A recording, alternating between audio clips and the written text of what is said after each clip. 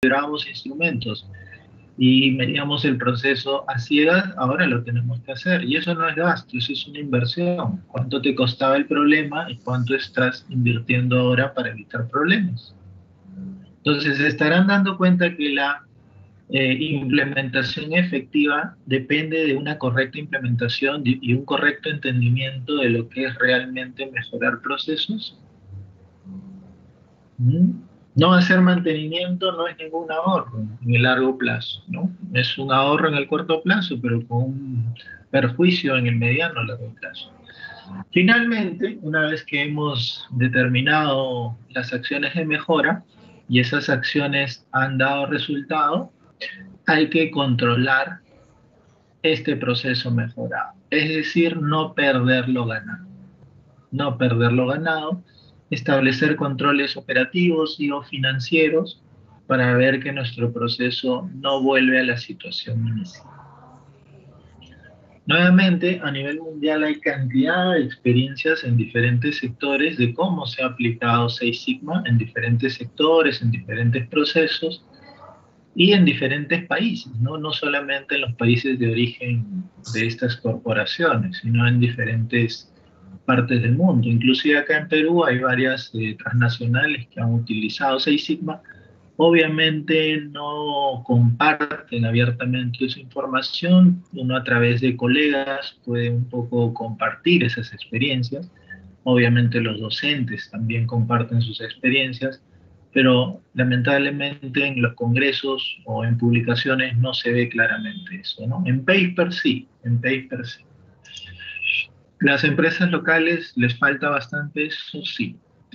Entonces, ahora veamos en qué tipo de problemas uno podría aplicar Six Sigma, y entiéndase que los problemas también están vinculados con el tipo de organización, ¿no? Los problemas de una mediana empresa no son iguales a los de una pequeña, a los de una gran empresa, a los de una pequeña y así.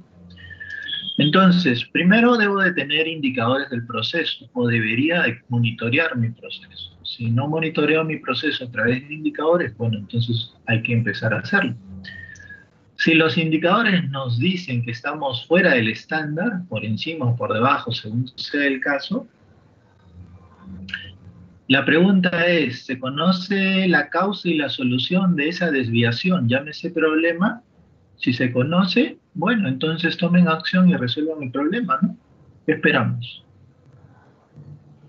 De ese tipo de situaciones hay cantidad, cantidad. Y ese tipo de situaciones no se resuelve con Six Sigma, eso es un error. Eso es un error. Problemas sencillos no ataca Six Sigma. No se conoce la causa y la solución, es decir, estamos a ciegas. Pregunta, ¿el problema es simple? Si el problema es simple, tal vez sea un evento Kaizen, o es muy probable que sea un evento Kaizen. ¿Qué cosa es un evento Kaizen?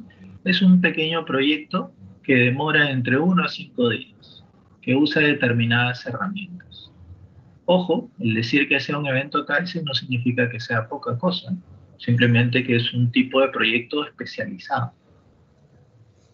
El problema no es simple. Pregunta, ¿tiene solución conocida el problema? No, no tiene solución. Entonces es un proyecto 6.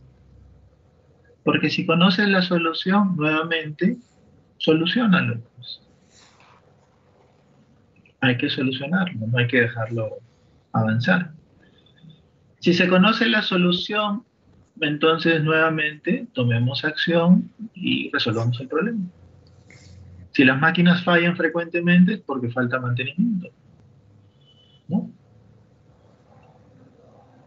Pregunta, ¿el evento Kaizen tiene mucho desperdicio? ¿Hay mucho desperdicio, mucha muda? Sí. Entonces lo podemos complementar con un value stream mapping, un mapa de valor del proceso. ¿Tiene solución conocida del problema? Sí.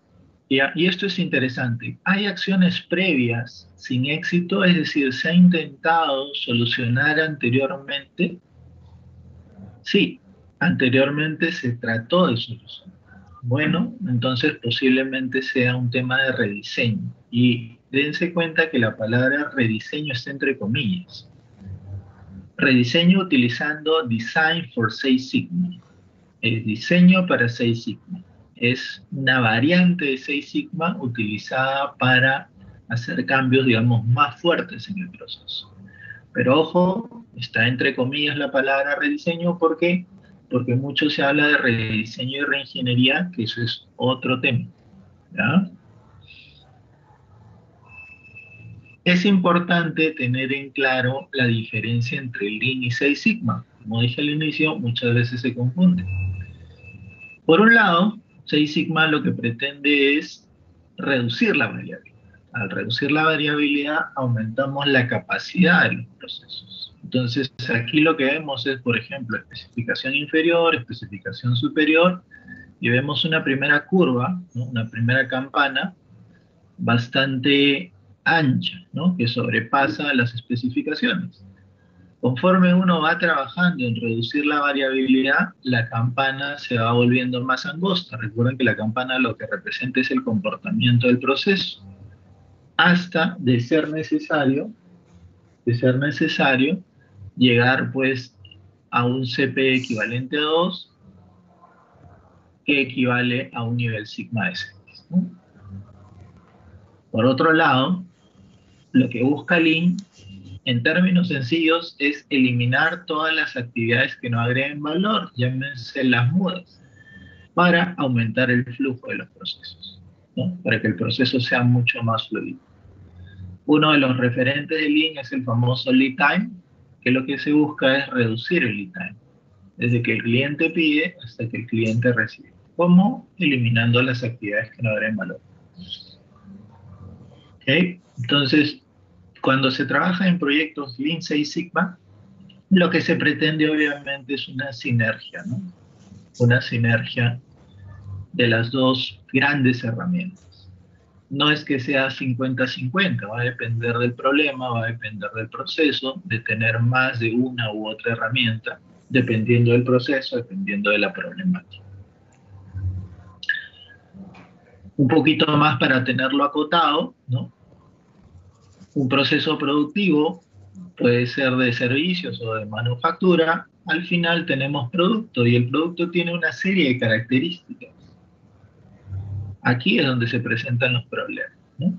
Y los procesos están compuestos por actividades. Six Sigma trabaja acá a nivel de procesos, mientras que Lean trabaja a nivel de líneas, ¿no? Entonces, nuevamente, lo que busca Six Sigma es reducir la capacidad para aumentar la capacidad, reducir la variabilidad, perdón, para aumentar la capacidad, reducir productos no conformes, reducir costos. Lean, reducir lead time, eliminar mudas, flujo continuo y también, obviamente, nivelar el proceso y también reducir costos, ¿no? Todo lo que son mejora de procesos tiene un impacto en los costos. No hay forma de mejorar un proceso sin generar ahorros, sin generar ahorros. Un poco más para tener en claro cuál es el papel de Six Sigma. En este plano cartesiano tenemos resultados en el proceso en el eje X. En el eje X tenemos resultados en el proceso, en el producto, de menos resultado a más resultado, y en el eje Y o el eje de las ordenadas tenemos de menos variación a más variación, ¿no? Entonces, ¿cuáles van a ser nuestras acciones en orden de importancia? Lo primero que uno tiene que hacer es estandarizar el proceso. La estandarización no tiene un gran impacto en la variación, ¿okay? Ni tampoco en el producto, pero es un primer buen inicio. Luego vienen las acciones de mejora, que como ven, sí contribuyen mucho más que la estandarización en reducir la variación y tiene un mayor impacto en el proceso y en el producto. Luego viene la optimización, que ahí entra Six Sigma, ¿no? Que tiene mucho más impacto en el proceso, reduce la variación para finalmente entrar a lo que es robustez o procesos robustos, que es Design for Six Sigma. ¿Todas necesitan llegar a ser procesos robustos? No, pues, no. Eso también hay que tenerlo en claro. ¿Qué necesita mi organización? ¿Qué necesitan mis procesos? Optimización seguramente, pero robustez no necesariamente. ¿Cómo abordar problemas? O sea, dentro de todo el abanico de herramientas que uno puede tener, el error clásico es pues empezar por problemas grandes, ¿no? Utilizando diferentes herramientas. Cada uno de estos círculos representa obviamente problemas de diferente tipo, ¿no? Diferente tamaño. Esto es lo que se llama la fruta caída. Si hacemos la analogía de un árbol de frutas, vas a tener fruta en el suelo, fruta al alcance de tu mano, fruta un poquito más arriba. Entonces, lo lógico es empezar por aquí, ¿no? Esto, pequeños, medianos y grandes. Ir de menos a más, lo que se llama la mejora continua. ¿Okay? Entonces, ¿dónde están los proyectos Seis Sigma? Los proyectos Seis Sigma están de aquí hacia arriba, ¿no?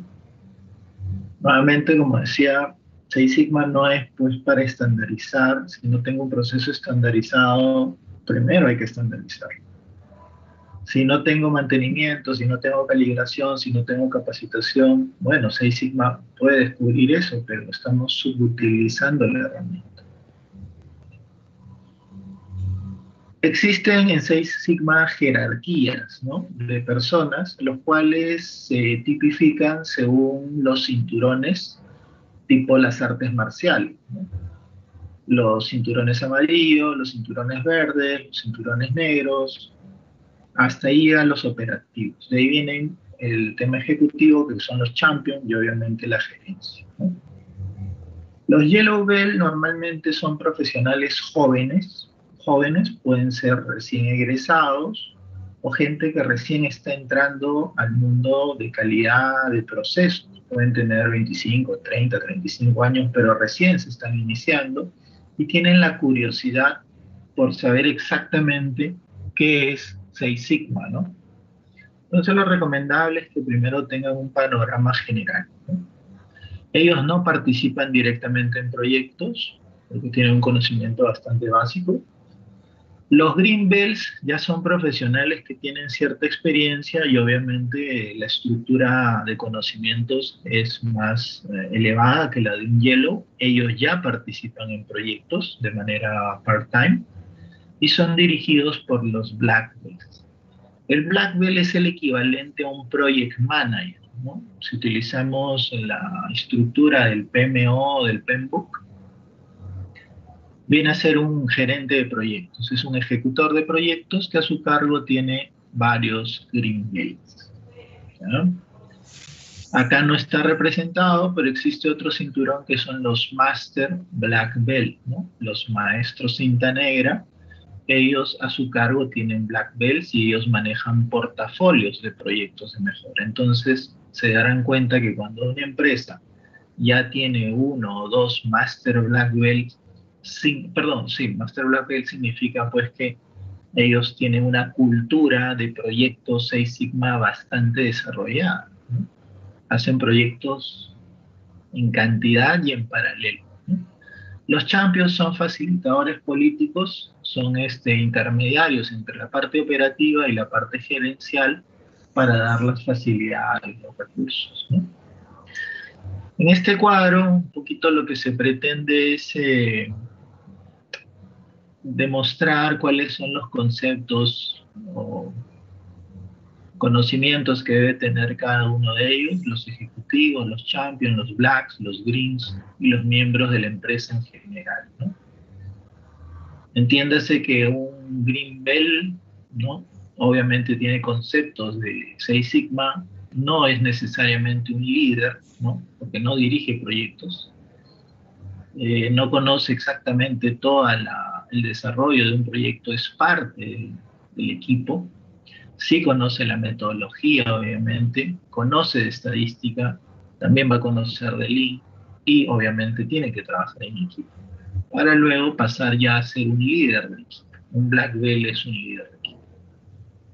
Aquí faltaría agregar los Yellow, que son los principiantes, y tal vez los Master, que son los directores de portafolios, ¿no? Hacia arriba ya tenemos los ejecutivos. Entonces, mucho de la efectividad o calidad de los proyectos depende de elegir correctamente la herramienta a través de las personas. Si el profesional nos recomienda mejora de procesos, rediseño, Seis Sigma, entiéndase que él conoce el problema, conoce el proceso y le va a dar solución. Pero si no tenemos un buen entendimiento, esa implementación, ese proyecto no va a ser correcto, no nos va a dar el rédito deseado. Y ahí el problema y hay que tener cuidado, ¿no? Entonces hay que entrenarse muy bien para poder detectar problemas y darle la solución correcta, ¿no? Porque tal vez la cura sea peor que la enfermedad.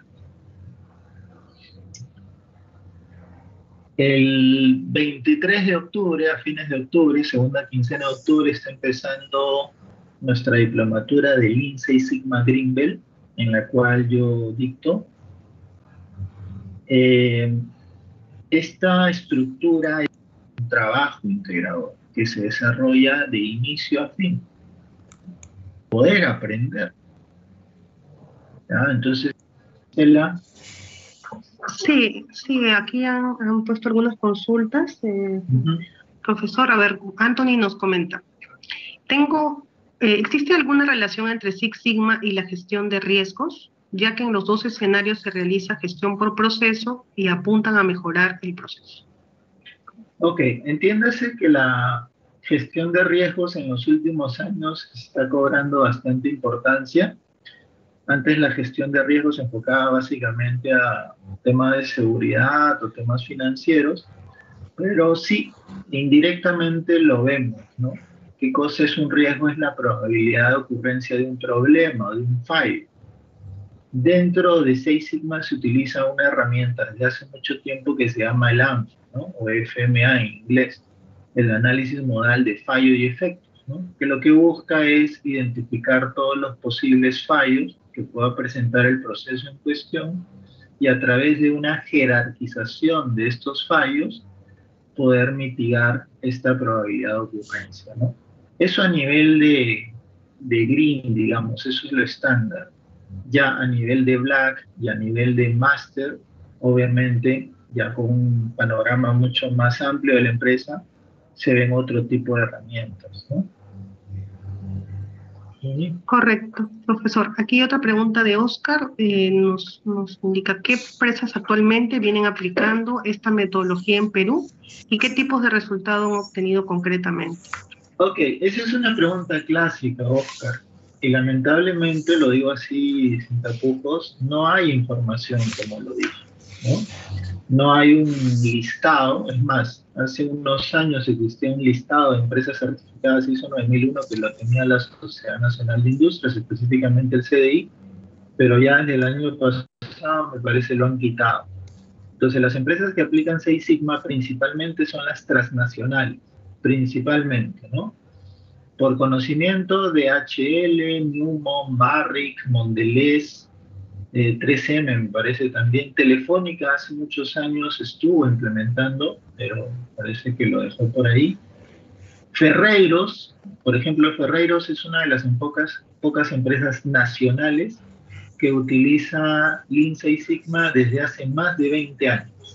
Recordemos que Ferreiros representa a Caterpillar, entonces tiene un vínculo de una representada americana bastante importante, ¿no?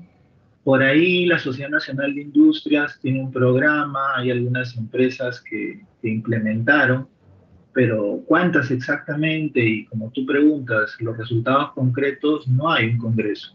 Por ejemplo, ahora se viene la Semana de la Calidad y lo que a mí también me gustaría escuchar es experiencias exitosas, ¿no?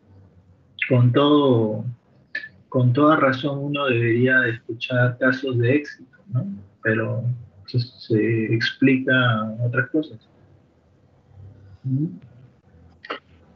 Ok, profesor. René Rimachi nos consulta. ¿Se puede usar Scrum en un proyecto de IMAIC?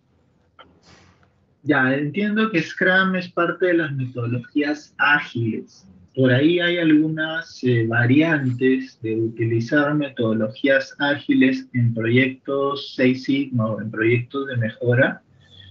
Escuchaba, lo he visto, pero no sé, no lo conozco a detalle, ¿no? Habría que analizar esa propuesta, ¿no?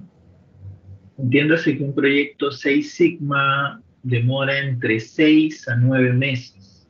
Entre 6 a 9 meses. ¿Por qué entre 6 a 9 meses? Porque entiéndase que estás mejorando un proceso.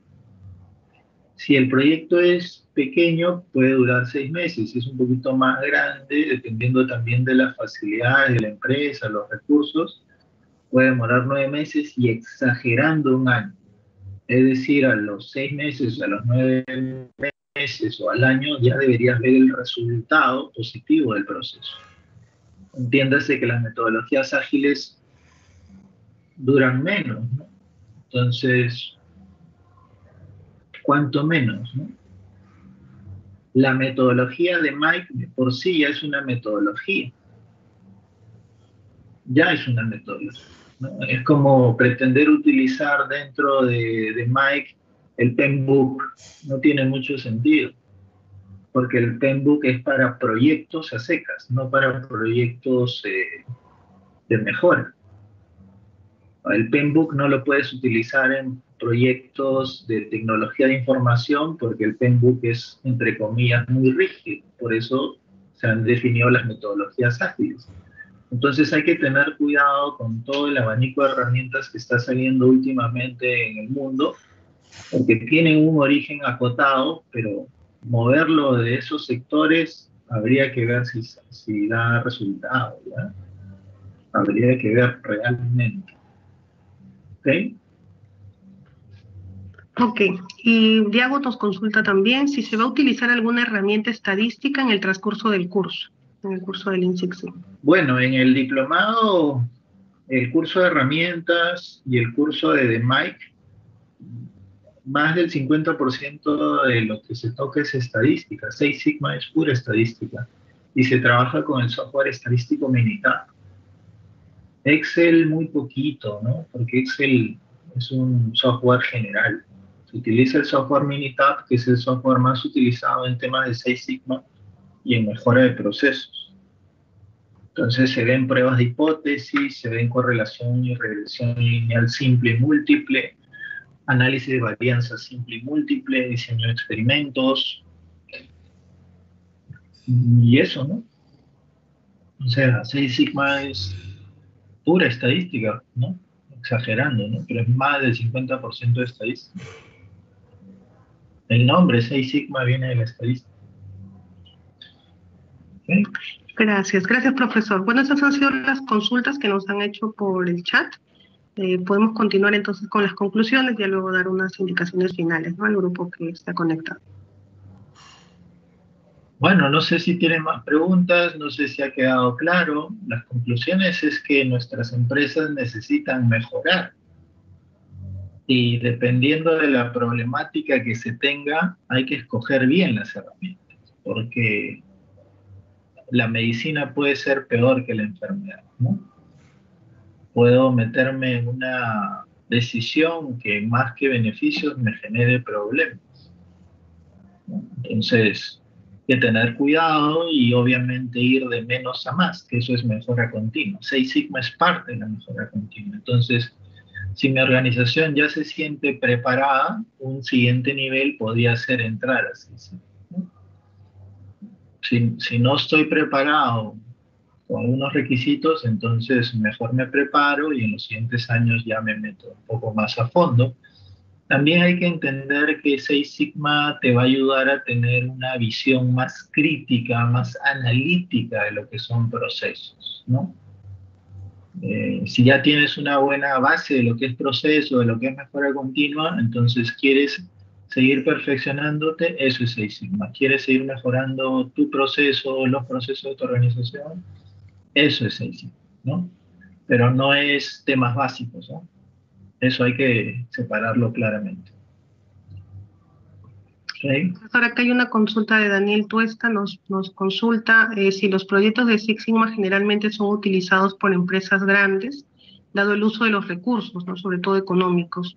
Es decir, el presupuesto que se requiere para ello excluye a empresas pequeñas y medianas, puesto que estas últimas más que todo emplean 5 S, con lo cual no necesariamente solucionan sus problemas. Ya, esa es una pregunta bastante interesante, Daniel. Es una pregunta bastante interesante. Y vamos por partes. Todo proyecto de mejora, ¿ya? Todo proyecto de mejora, sea Lean, Six Sigma, lo que tú quieras, debería de ser con los recursos existentes, lo cual no implica una gran inversión de dinero. ¿Tienes gente? Bueno, hay que capacitar a tu gente no es competente. ¿Tienes máquinas? Hay que darles un mejor mantenimiento, un uso de las máquinas. Entonces no hay que pensar que los proyectos de mejora implican inversión de dinero, eso es un error, ¿ya? Eso es una mentira total. Lo que pretenden los proyectos de mejora en general es ser eficiente. No por querer dictar mejor mis clases voy a comprarme una Mac. Una cosa es la persona que dicta las clases y otra cosa es la computadora. Yo con mi computadora estoy bien, ¿para qué necesito una Mac? ¿Ya? Hay que separar las cosas. La cantidad de experiencias exitosas a nivel nacional, como mencioné, y a nivel mundial, principalmente son de empresas grandes, pero hay que pensar por qué. No por el dinero, sino porque son empresas que compiten a nivel mundial. ¿Cuántas empresas de chocolate existen en el mundo? Chocolate es chocolate. Bueno, a no ser de que busques chocolate premium. Entonces, ellas que atacan la reducción de costos sin afectar calidad, es decir, ser más eficiente. Eso es lo que buscan. ¿Cuál es la diferencia entre una laptop HP, una laptop Lenovo, una laptop MSI, una laptop Asus, una laptop Dell? Las cinco con las mismas especificaciones técnicas. ¿Cuál es la diferencia? El modelo, el color, pero técnicamente es lo mismo, en el fondo es lo mismo. Entonces, te das cuenta que el mercado es súper competitivo. Entonces, ahí es donde tengo que afinar mis procesos, ¿ya? Las empresas nacionales que estén aplicando 5S en buena hora, porque es un buen primer inicio. Un requisito para implementar Lean o el primer paso para implementar Lean o Lean Six Sigma es justamente tener un ambiente ordenado, limpio. 5S no es poca cosa, por si acaso. No puedo trabajar en un ambiente de mejora de procesos, en un ambiente no señalizado, caótico, sucio, donde la gente tenga que desplazarse, no tenga las herramientas a la mano, etcétera, etcétera. Si las empresas nacionales empiezan por ese punto de las 5S, excelente, no es poca cosa. Que las 5S no tengan un impacto económico es falso. Tiene un impacto económico. El que no lo sepan medir es otra cosa. Hay que tener cuidado, ¿ya? Porque no solamente las grandes inversiones o lo que uno ve en procesos va a generar un impacto económico. Justamente de eso se trata capacitarse bien, ¿no? Y también depende con quién te capacites. Pero las 5S, si no, no lo utilizarían pues las grandes empresas también. Así de simple. Si los grandes lo hacen, ¿por qué nosotros no? Follow the leader, nada más. Siga al líder. ¿Ok? Daniel agradece por la aclaración. Gracias, profesor, por haber absuelto las consultas de nuestros participantes.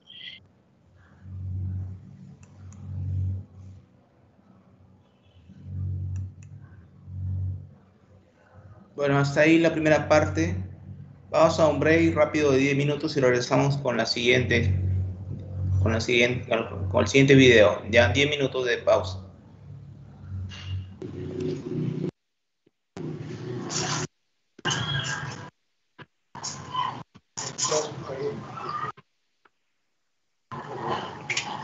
Ingeniero.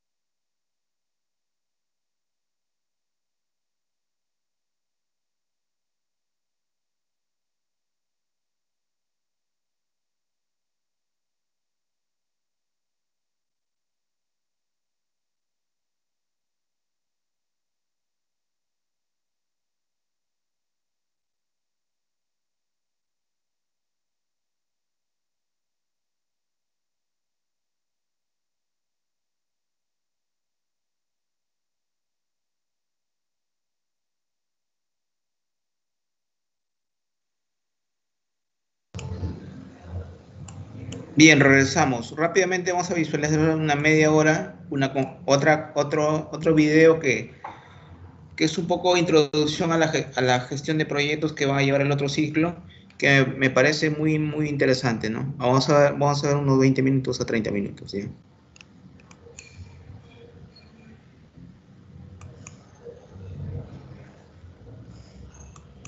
Organizaciones de construcción de minería y petróleo, dado mi background, he trabajado en algunas organizaciones presenciales, cuando estuve trabajando por Perú, por Lima, el resto. El tercer punto es el tutor moderará el grupo. Este es un grupo bastante grande, así que vamos a estar dando... Así que lo pueden revisar posteriormente si es que se han perdido algún minuto, 2 minutos por problemas del Wi-Fi, del Internet. ¿Ok? Así que estas son las reglas de la videoconferencia. Cabe resaltar que me encuentro en Lima. Sí, he venido de vacaciones del proyecto, muy contento. Éxito y fracaso dentro de este mundo de los megaproyectos. Vamos a revisar. ¿Todo bien? Solo para confirmar. ¿Cómo estás, Carlos? Excelente. Muy bien, entonces empecemos. Primero, definamos qué es un megaproyecto. Les voy a leer lo que indica la Universidad de Berkeley, UC Berkeley, acerca de este tipo específico de proyectos, ¿no?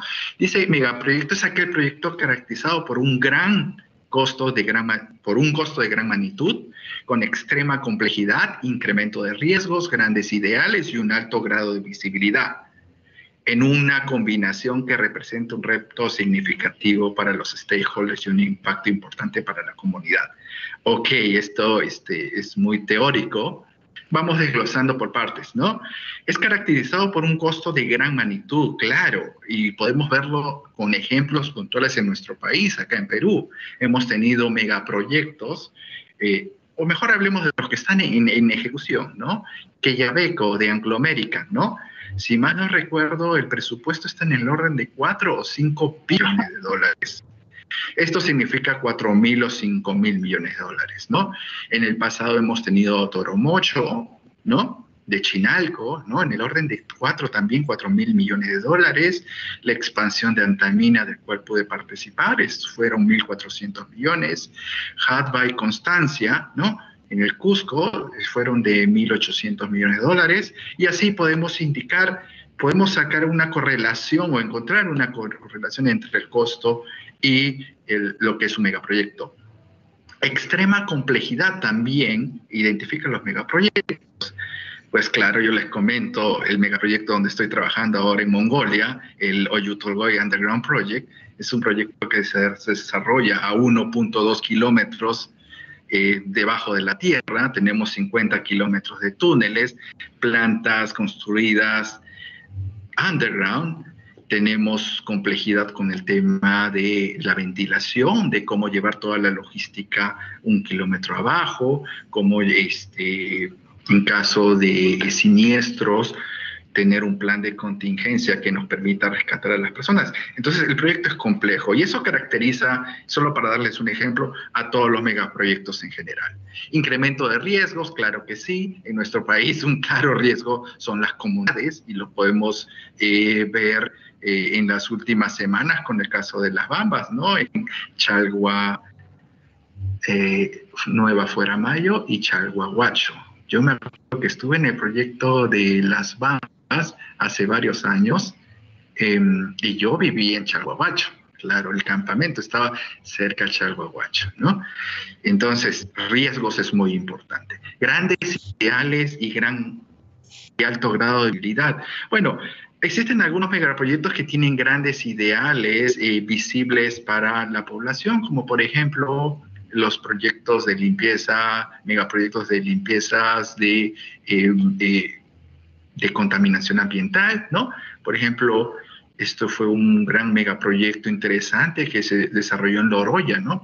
Para tratar de reducir el grado de contaminación, ¿no?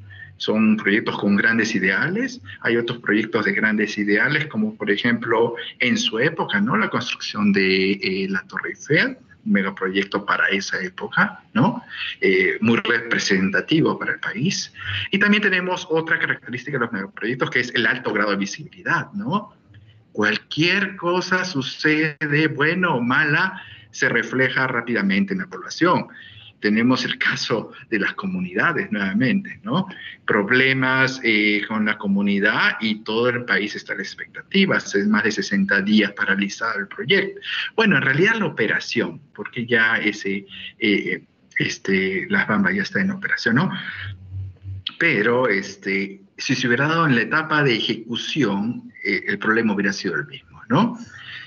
Quizás más terrible, porque en operación más o menos, yo hice un cálculo, hacía grandes rasgos, y la venta diaria que perdería Minera Las Bambas sería de $3 millones diarios, ¿no?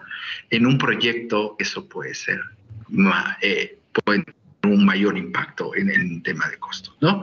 Entonces, todas estas características son propias de un megaproyecto. También se indica que todas estas características se presentan en una combinación que representan un reto significativo para los diversos involucrados o stakeholders. Claro, es un reto para el inversionista que tiene miedo de poner $5,000 millones, es un reto para el equipo de proyecto que va a liderar la ejecución, es un reto en términos de los involucrados medioambientales que buscan proteger de todos los impactos que se podrían dar, ¿no? Y de repente el impacto es un impacto importante para la comunidad. Claro que sí. En términos económicos se genera más trabajo, en términos de conocimiento, en términos de experiencia, en términos de crecimiento en general, ¿no? Eso es un megaproyecto. Y bueno, existen varios ejemplos, existen megaproyectos públicos, privados y combinaciones de estas. En nuestro país quizás los megaproyectos, los más notables, están relacionados con el sector minería, ¿no? Podemos enunciar en los últimos 15 años, pues una lista de megaproyectos mineros privados bastante grande, y otros que ya se están ejecutando en estos momentos, ¿no? Solo para recordarles que Yabeco de Anglo American, Mina Justa, también, me olvidé el nombre de quién es el cliente. Estuve conversando con un amigo que la expansión de Toromacho también está ya en miras. Y bueno, también existieron proyectos petroleros o de gas bastante interesantes, ¿no? Como la tubería que viene de Camisea y la planta de liquefacción de Melchorita, ¿no? Pero también hay proyectos públicos grandes, ¿no? Esto de los Juegos Panamericanos yo creo que califica como megaproyecto también, ¿no? Entonces, en este slide se enuncian los típicos megaproyectos que se dan alrededor del mundo, ¿no? Petróleo, gas, petroquímica, minería, aeroespaciales, aeropuertos, medioambientales, estadios, trenes, centrales hidroeléctricas, claro que sí, carreteras, ¿no? La transoceánica, puentes y infraestructura hidráulica, pueden ser presas, ¿no? ¿Cómo vamos hasta acá? A ver, Fuerabamba, me dice Luis Guillermo. Sí, Fuerabamba, te cuento, es el pueblo que existía donde se encuentra la mina y se construyó la ciudad Nueva Fuerabamba, que es una ciudad con todos los servicios, facilidades para que los pobladores que vivían en Fuerabamba se movieran a esta nueva ciudad, ¿no? Bastante complejo ese tema. Gracias por la acotación, Luis Guillermo. Muy bien, entonces hemos definido qué es megaproyecto y ya quiero pasar a los criterios. Voy a pasar rápidamente estos 2 slides. ¿Qué elementos tienen los megaproyectos? Bueno, existe una organización ejecutora o una propietaria, ¿no? Por ejemplo, Antamina, por ejemplo, Anglo American, por ejemplo, el gobierno que va a ser los Panamericanos, que es responsable de la ejecución del proyecto y en la operación, ¿no? Y en contraposición también tiene la organización ejecutora, ¿no? Que usualmente en ese proyectos mineros o petroleros se le denomina el EPCM, ¿no? El responsable de E del Engineering, P de Procurement, la logística, C, M del Construction Management. O sea, te hacen todo, diseño, logística y construcción. Y bueno, también los megaproyectos son parte de un plan estratégico de portafolios y programas. Esto tenemos que entender, ¿no? Es como un árbol, ¿no? La organización tiene un plan, por ejemplo, rentabilidad en su negocio de minería. Esto se escala o se va a ejecutar a través de portafolios. Puede ser portafolio de minería de cobre, portafolio de carbón. Te cuento un poco cómo lo maneja Rio Tinto o BHP Billiton, ¿no? Su portafolio de cobre, su portafolio de níquel, su portafolio de carbón o de otros minerales, ¿no? Y estos portafolios se descomponen en programas. Por ejemplo, agarremos el portafolio de cobre, se descompone en su programa de Brownfield y Greenfield, ¿no? Greenfield significa acá un campo verde y brownfield un campo marrón. ¿Qué significa esto? Que son minas, los greenfields son minas que empiezan desde cero. Hace referencia a greenfield a que tú vas a la mina y no hay nada, está cero, ves el campo. Y brownfield pues son las expansiones, ¿no? Hace referencia a que vas a la mina y ya existe la mina y el campo está marrón, ¿no? Ya no hay gras, ¿no? Un poco es eso. Y bueno, y los programas asimismo se descomponen en proyectos. Por ejemplo, el programa de Greenfield de proyectos mineros que empiezan desde cero, uno sería Minnesota y también Quellaveco. Y el programa de Brownfield podría ser la expansión de Toromocho, ¿no? O un proyecto Brownfield, mejor dicho. ¿Qué más? Tienen un perfil financiero muy importante, analizar todo lo que le llaman el CAPEX o el Capital Expenditure o lo que se denomina el presupuesto, también cómo se va a financiar y cómo va a retornar la inversión, ¿no? Poseen interfaces de ejecución complejas, claro que sí. Desde el punto de vista de un cliente podemos decir que estos megaproyectos empiezan desde la ingeniería conceptual, prefactibilidad, factibilidad de ejecución, ramp-up y puesta en marcha, ¿no? Y operación. Sostienen regulaciones medioambientales complejas, un manejo especial de costos y cronogramas, claro que sí. Imagínate que te pongan responsable de un proyecto de 5.000 millones, ¿no? Gastes mensualmente $100 millones, con cronogramas bastante ajustados y con temas medioambientales bastante complejos, no solamente para darte una idea. Me acuerdo que en estos proyectos mineros, solamente para darte una idea, se manejan alrededor de 1.200 permisos, ¿no? Ambientales, que van desde el famoso EIA, Estudio de Impacto Ambiental, después permisos ambientales para manejo de combustibles, manejo de explosivos, uso de ríos. Entonces tienes una descomposición tremenda de entregables de permisos medioambientales. ¿Generan agitación en el mercado laboral? Claro que sí. Acuérdense, hace unos años cuando estos megaproyectos estaban en la vista de todos nosotros acá en Perú, muchos cambiaban de trabajo, como cambiaban de ropa interior, por decirlo, ¿no? Porque había mucha oferta de buenos trabajos, con mejores sueldos, mejores expectativas, ¿no? Poseen diseños e ingeniería de procesos bastante complejos, claro que sí. Imagínate diseñar una mina de cobre, de esta es la que tenemos en el país, ¿no? Que empieza con un chancado primario, luego va a los procesos de grinding, que es concentradora, y después van a flotación, a regrinding, y así sucesivamente, ¿no? Es bastante interesante todos los procesos que tienen que pasar, todas las facilidades que tienes que construir para lograr los productos finales. Estos es un poco los elementos de los megaproyectos y los retos. Bueno, yo creo que son bastante claros, ¿no? Generan inestabilidad política, financiera y de seguridad, incertidumbre económica, restricción de licencias y permisos, ¿no? tenemos grandes retos, especialmente con los plazos de otorgamiento de parte de las instituciones públicas, ¿no? La logística, imagínate llevar pues un molino minero, un SAG mill o un ball mill a la cordillera de los Andes a 5.000 metros que viene desde Alemania, ¿no? Condiciones climáticas, había un proyecto que lo estaba haciendo Barrick Pascualama en un nevado, en la frontera entre Chile y Argentina. Pues condiciones extremas muy complicadas. Y también les cuento una anécdota acá. Mi proyecto en el que trabajo está en Mongolia. En invierno llegamos a menos 30 grados, pero lo interesante es menos 30 grados bajo cero.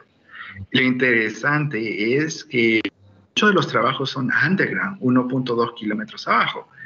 Todo el año abajo tenemos más 30 grados. Entonces, un reto bastante interesante que no lo he visto en otros proyectos. Existen conflictos laborales, mucho cuidado con los sindicatos, facilidades de campamento. Mi proyecto actualmente soporta 8.000 personas. Entonces, te imaginas, tiene que haber una planeación bastante interesante de esto, ¿no? Quienes se van de rotación, quienes entran. Tengo las camas suficientes para los contratistas que están en mi ruta crítica del megaproyecto, ¿no? ¿Cómo evacúo, cómo manejo el tema de emergencias estando a 1.2 kilómetros abajo, con solamente un shaft o un pique de evacuación? Tengo estos megaproyectos, por lo general tienen pequeñas postas, no lo diría pequeñas, medianas postas, yo diría mini clínicas para soportar a todos los trabajadores, ¿no? Y en algunos casos tienen helicópteros y todas estas facilidades. Bueno, estos son algunos de los retos de los megaproyectos. Yo creo que estamos bastante claros hasta este punto con el tema de qué es un megaproyecto, ¿no? ¿Alguna pregunta que tengan acerca del concepto para ya dirigirme a lo que es los criterios de éxito y fracaso de megaproyectos? Que para mí es lo más interesante de esta presentación. Iván dice, está claro. Juan Lozano me dice, ¿cómo trabajar en proyectos fuera del país? Muy sencillo, y te digo cómo yo lo he hecho, con un botón, LinkedIn, ¿ok? LinkedIn, y ahora la gran ventaja de trabajar o de vivir durante esta época es la globalización. Podemos tener acceso, así como tenemos acceso a productos, a información, también funciona con el tema laboral. Yo les comento de mi experiencia personal. En los últimos 10 años no he trabajado mucho en Perú. Mi proyecto previo a esto fue en Canadá. Trabajé 2 años en una refinería de petróleo en el área de Project Controls. Ahora estoy en Mongolia. Antes de eso trabajé 2 años en Panamá, en Minera Panamá, que era de First Quantum. Proyecto bastante, megaproyecto interesante, 6.2 billones. También estuve trabajando 1 añito en Australia. Y el secreto, como les digo, es un botón. LinkedIn. Créense su cuenta y como yo digo a mis amigos, agarra la ametralladora y lanza tu CV. ¿Ok? Muy bien, algunas preguntas que tengo. ¿Qué diferencia entre portafolio y programas? Racer número 2. Muy bien. Te lo explico con un ejemplo. ¿Cómo lo ve Río Tinto o BHP en Billington? Grandes mineras, o Vale, grandes mineras alrededor del mundo. Vale divide. Tienes que tener en cuenta la siguiente estructura. Existen portafolios que son conjuntos de programas y proyectos. Y programas que son conjuntos de proyectos. ¿Ok? Entonces, no sé cómo explicártelo. De arriba hacia abajo, de abajo hacia arriba. A ver, voy a intentar de abajo hacia arriba. ¿Ok? Proyecto. Por ejemplo, a ver, un proyecto que conozcamos acá en Perú. Este famoso proyecto Quellaveco, 4.000 millones de dólares. Es un megaproyecto. Pero Anglo American para administrar sus proyectos, porque no solamente tiene este Quellaveco, tiene como 3 o 4 más. Crea lo que se denomina programas, que son conjuntos de proyectos. Este programa tiene una característica específica. Puede ser el programa, como te dije, de proyectos mineros Greenfield o Brownfield. En el caso de Quellaveco, como es desde cero, es un Greenfield. Supongamos que Quellaveco también tenga Mina Justa, que no lo tiene, pero es un ejemplo. Entonces, Mina Justa también estaría dentro del programa de Greenfield. Supongamos que Quellaveco tenga Toromocho, que no lo tiene, es un ejemplo. Toromocho, la expansión, iría como al programa Greenfield, no, al programa Brownfield. Y lo hace para administrar, y tiene equipos específicos que son especialistas en minería Greenfield, minería Brownfield. Ahora, hacia arriba, existen portafolios que son conjuntos de programas. Entonces tiene su su portafolio de minería de cobre. Y ahí entra el Greenfield y el Brownfield que conversamos. Ahora, así como hay un portafolio de cobre, puede haber un portafolio de carbón. Proyectos en Mongolia, proyectos en Colombia, ¿no? Puede tener un portafolio de níquel. Vale tiene un portafolio inmenso de níquel, con proyectos o programas en Canadá, Brasil, ¿no? Y de esos son los portafolios. Y luego, todo eso sube a la estrategia de negocio de la organización, que tiene ciertos objetivos, como aumentar la profitability, la rentabilidad de su portafolio. Empresas como tiene portafolio de minería, portafolio de petróleo, portafolio de gas. Mega organizaciones. Ok, solo para comentarte, hay un capítulo dentro de este programa de Dirección de Proyectos del Instituto de Calidad donde se estudia todo esto de portafolio, programas, proyectos, ciclo de vida, bastante interesante. Me preguntan, ¿algún incidente en este 2019? No. Bueno, incidentes pequeños, muchos. Accidentes, ninguno, gracias a Dios. Me pregunta Diana. Yo supongo que es respecto a temas de seguridad. Y Guillermo, ¿se podría decir que un megaproyecto es un portafolio de proyectos, por ejemplo, en minería, en fases, proyectos? ¿Hay proyectos viales, plantas sociales? No. Un proyecto no es un portafolio, ¿no? Un proyecto está dentro de un portafolio, el portafolio de cobre, y adentro hay programas y adentro hay proyectos. Espero que haya quedado claro con el ejemplo que comenté. Buena pregunta la de Guillermo. En mi experiencia, un megaproyecto terminó siendo un programa de proyectos. Sí, eso es bastante interesante. A veces, algunas organizaciones denominan a los megaproyectos programas con pequeños proyectos que la componen, ¿no? Entonces, la puedes ver desde dos perspectivas. La puedes ver como programa, un megaproyecto o programa, o la puedes ver como un proyecto entero, ¿no? Ahora te digo,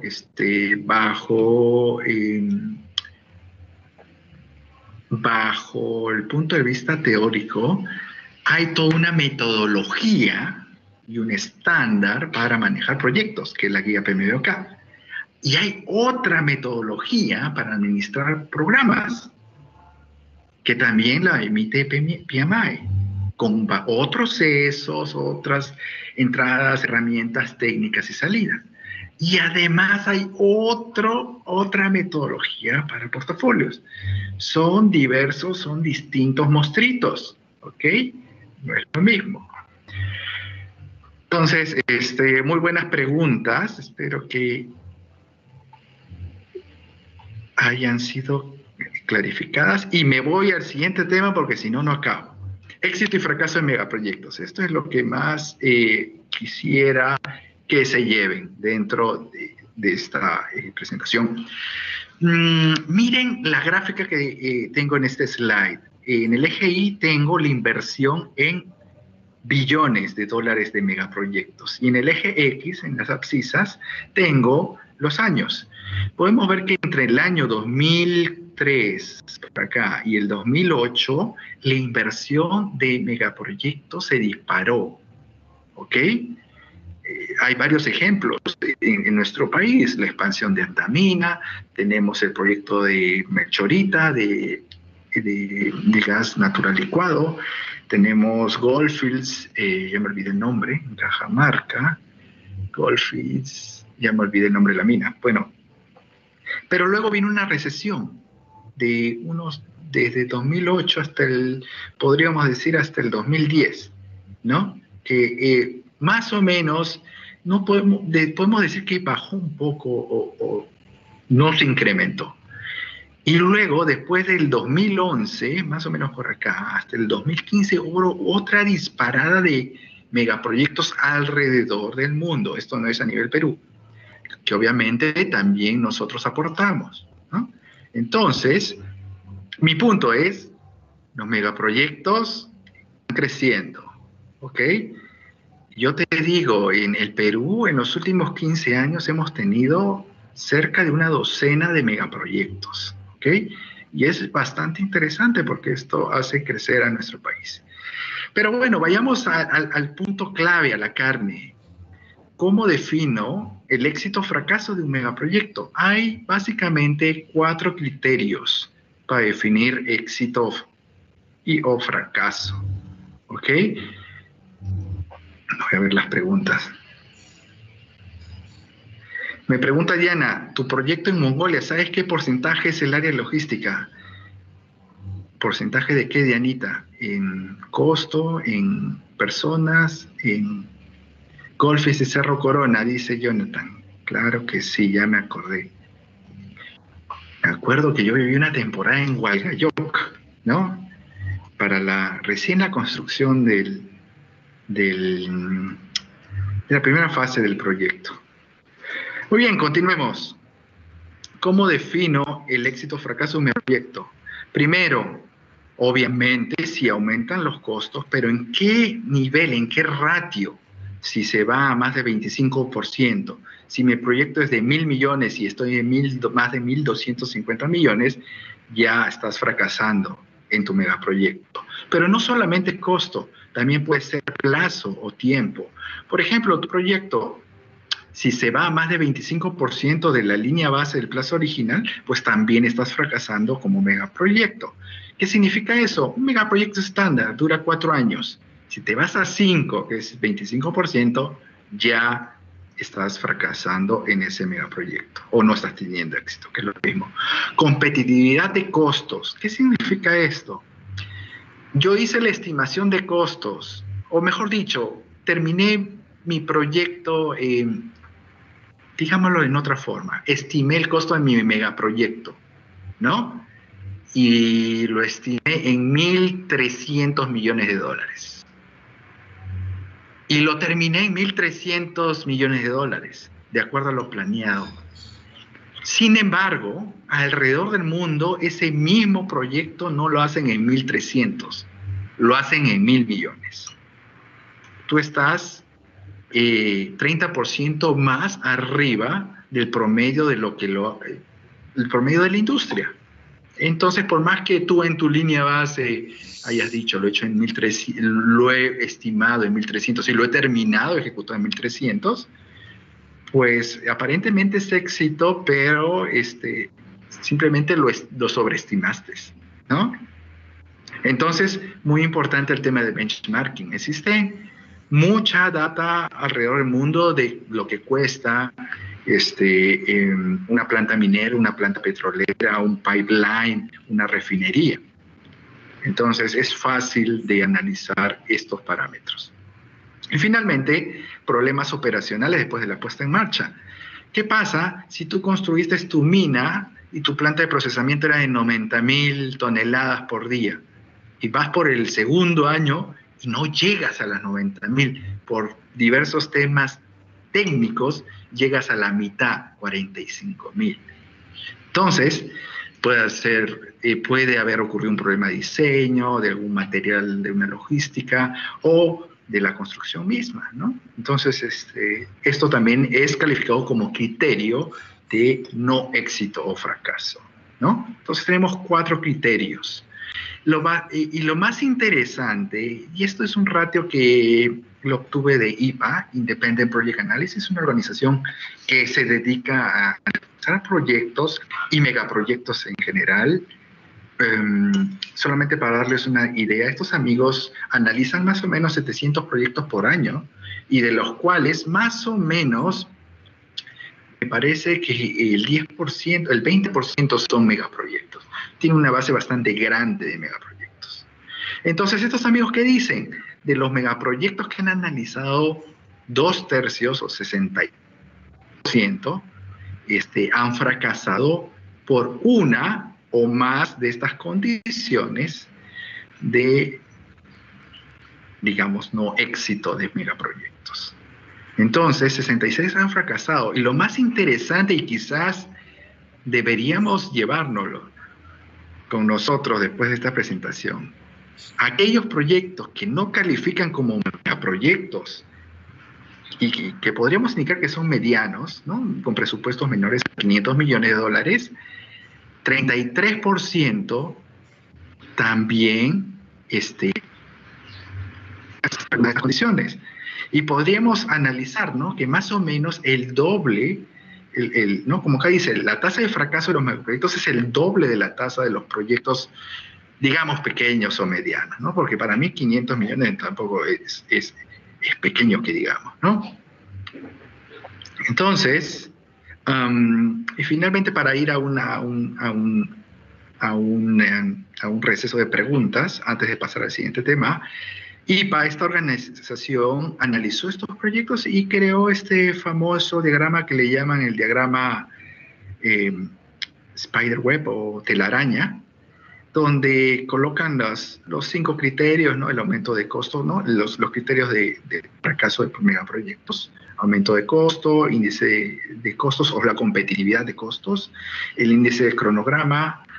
Ingresa uno nuevo que le llaman la competitividad del cronograma, ¿no? Es lo mismo, es la analogía a lo de costos. Si un proyecto minero lo haces en 4 años, ¿por qué lo haces en 5, ¿no?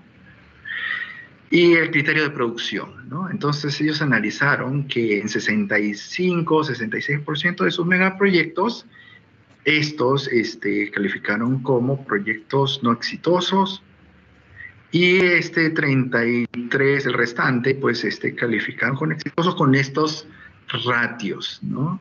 Cuando dice, por ejemplo, 1.3 en este valor, significa que estás 30% arriba del costo en términos de competitividad, ¿no? Solamente para darte la información de cómo deberías revisar este dato. Muy bien, entonces, bastante interesante los criterios de cómo definir éxito o fracaso en nuestros megaproyectos. ¿Algunas preguntas por ahí antes de pasar al...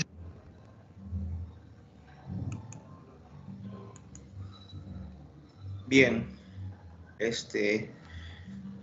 Bueno, este tema quería compartir con ustedes. Rápidamente voy a tomar lista. Bueno, y ir indicándoles que para el día viernes tienen un promedio máximo de 15 minutos por grupo para exponer. Ya no hagan muchas diapositivas, calculen su tiempo, 15 minutos para exponer. No sé si hay preguntas para la exposición del día viernes. ¿Alguna observación, pregunta para el día viernes? Ingeniero, ¿solo se va a presentar para la exposición o Word también va a sacar, va a generar? No, solo la exposición. El trabajo en sí lo tienen plazo hasta el sábado, ¿no? Según el cronograma. ¿Ya? O sea, para el viernes debe tener sus diapositivas nada más. No, eso no lo van a presentar, no va a sustentarlo, no lo van a presentar. La presentación del trabajo físico será el día sábado, ¿no? Mediante la plataforma. ¿Ya? No sé si alguna otra pregunta o comentario. Y cerraríamos el día lunes con su examen, ¿no? El examen va a ser vía aula virtual. No va a ser va a ser para marcar, no va a ser para escribir. No sé si tiene alguna duda. Temas, ingeniero. ¿Perdón? Sí va a dar los temas. Ah, sí, pero voy a coordinar con la delegada, Hoy día les paso los temas. ¿Ya? De ok, ingeniero. Ya entonces quedamos para el día viernes sus exposiciones, por favor. Todos los grupos, no, el único día de exposición es el día viernes, así que traten de ser puntuales. Y como les digo, un máximo de 15 minutos por grupo, ¿ya? Entonces, si no hay más preguntas, nos veríamos el día viernes. Entonces queda claro que el viernes es solamente la exposición, el trabajo, la presentación del trabajo en PDF o en el programa que ustedes van a hacer su trabajo o han hecho su trabajo, va a ser vía el aula virtual hasta el sábado, me parece, hasta las 11 de la noche. ¿Ya? Listo. Nos quedamos ahí entonces y nos vemos el viernes si no hay más preguntas.